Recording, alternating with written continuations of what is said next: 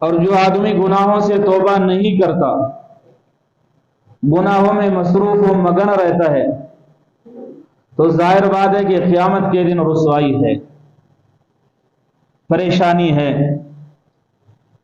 جب توبہ کرے گا تو اللہ تعالیٰ فرماتے ہیں یوم لا یخزی اللہ النبی والذین آمنوا معہ، قیامت کا وہ دن ہے کہ جس دن اللہ تبارک و تعالی کبھی اپنے نبی کو رسوا نہیں فرمائے گا، اور ان لوگوں کو جنہوں نے ایمان لائے ہیں، اور یہ توبہ کرنے والے اس میں شامل ہیں۔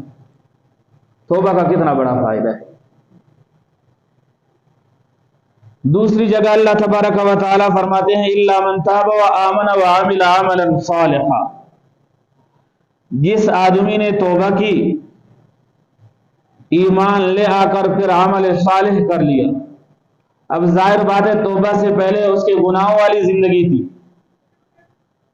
اب توبہ کی ہے، عمل صالح کرنا شروع کر دیا ہے۔